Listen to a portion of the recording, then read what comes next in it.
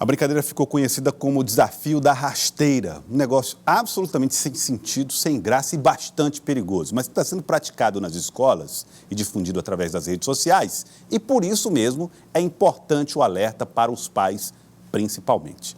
Estou recebendo o doutor Gustavo Noleto, que está vindo aqui. Muito obrigado, doutor Gustavo, pela presença do senhor, obrigado por ter vindo. Obrigado, eu. Seja bem-vindo, fique à vontade aqui no Jornal do Piauí, para o senhor conversar conosco a respeito dessa brincadeira que você vai ver aqui no telão. A brincadeira é essa aqui, ó.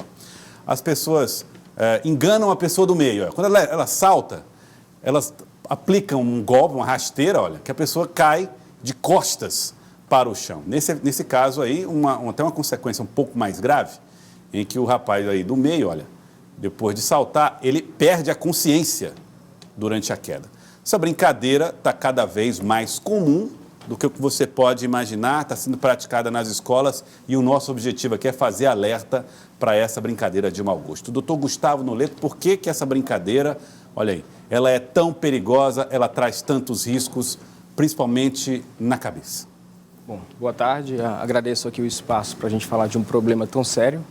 A questão é a seguinte, uma vez que você coloca o indivíduo sem mecanismos de proteção e ele cai bruscamente, batendo a cabeça e toda a região dorsal, ele pode ter traumatismos graves. Ele pode ter uma lesão de coluna cervical, né? Como esse indivíduo aqui, ele bateu a região do pescoço, né, posterior, e a região do crânio, né, aqui atrás, na região nucal, e por conta disso ele pode ter de cara duas lesões graves, um traumatismo craniano e um traumatismo raquimedular. O que isso quer dizer? O indivíduo pode ter uma lesão cerebral grave, isso pode colocar em risco a vida dele, então em situações extremas o indivíduo pode vir a óbito em decorrência disso. Quer dizer que isso pode matar? Pode matar. Pode matar. E quando não mata, ele pode trazer uma situação tão dramática ou pior até, que é causar uma sequela definitiva. Por exemplo, o indivíduo perde a capacidade de mexer braços e pernas. Você imagina um adolescente, o impacto social e emocional que isso não tem.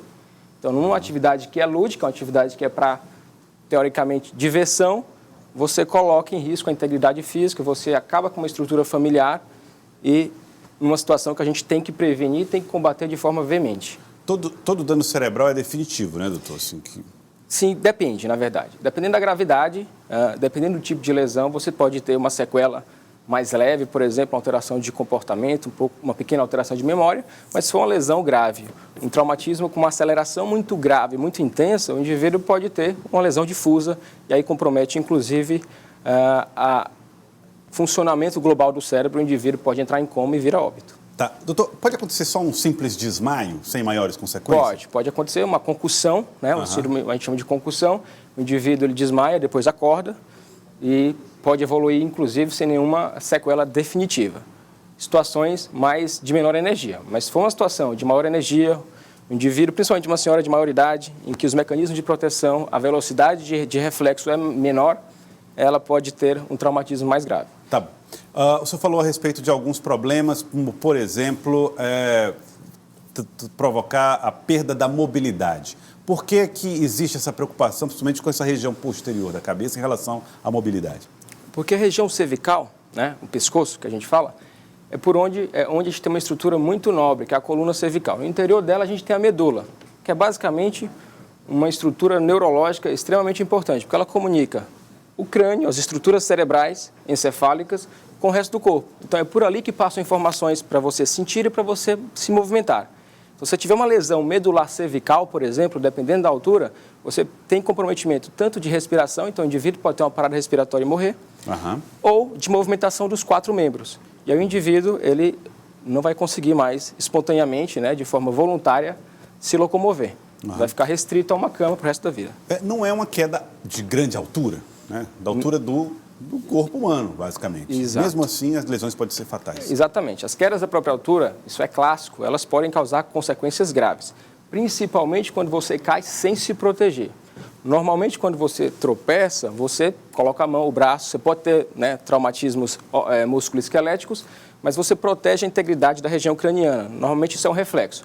Mas nessa atividade aí, o indivíduo está totalmente desprotegido, é uma situação inesperada. Ele é pego de surpresa. Ele é pego de surpresa e ele roda em velocidade, ele tem um movimento rotacional. E esse movimento rotacional faz com que ele bata diretamente a região crânio-cervical.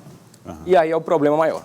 Doutor, o que é que o senhor recomenda, então, para pais, para os alunos que eventualmente forem imaginarem que essa brincadeira não tem consequências?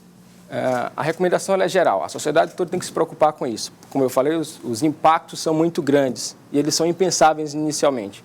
Então, isso tem que ser combatido. A educação começa no seio familiar, mas as escolas têm um papel primordial. Então, é uma união de todos os componentes da sociedade no sentido de educar para mostrar que isso é muito grave. Porque você coloca em risco não só a vida do indivíduo, né?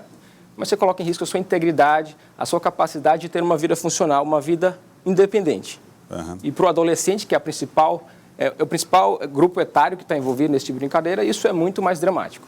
Olha, inclusive começou uma campanha já na internet, nas redes sociais, e aqui também a gente vai fazendo essa campanha, vai trazer essa informação para você, para que essa brincadeira não seja espalhada. Esses alunos aqui, por exemplo, do judô, fizeram uma campanha, ou iniciaram uma campanha pelas redes sociais para mostrar justamente que esse tipo de brincadeira não tem graça nenhuma. Então, chamo a sua atenção, você que está em casa, tá? Não participe dessa brincadeira, não compactue com essa brincadeira, não permita que seus colegas façam essa brincadeira e os pais alertem os seus filhos para o risco de morte que essa brincadeira pode trazer.